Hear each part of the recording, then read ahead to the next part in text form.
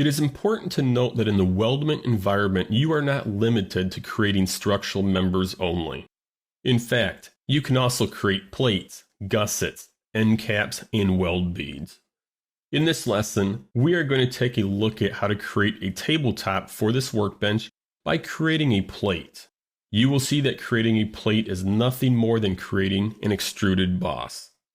The model on the screen is called Workbench Plate and can be found in your Working Files folder.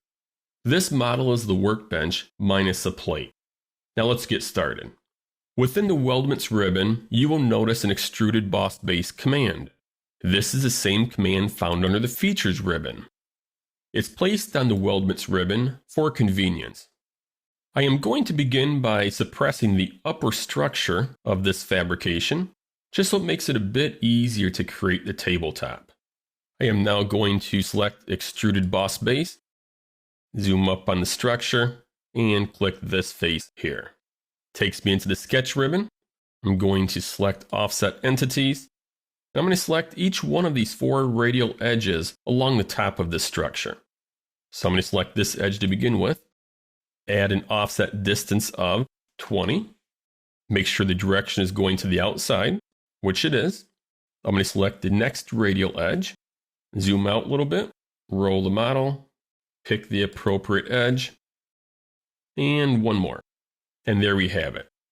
I'm going to close out of Offset Entities, exit the sketch, and apply a tabletop thickness of 10 millimeters. Now, before we click the green check mark and close out of the Boss Extrude command, I do want to talk about this Merge Result. Merge Result is unchecked by default anytime you are inside of the weldment environment. And that's because weldments are made of multiple bodies. Now we're ready to click the green check mark, place it back into a trimetric view, and there you have it. We created a tabletop. Plates can also be used for creating cross bracing, mounting feet, or anything requiring an extrusion. Before we end this lesson, I am going to unsuppress the structural member 2, and then I'm going to click on the Trim Extend command. I want to trim these 5 bodies to the tabletop. And there you go. This concludes our lesson on plates.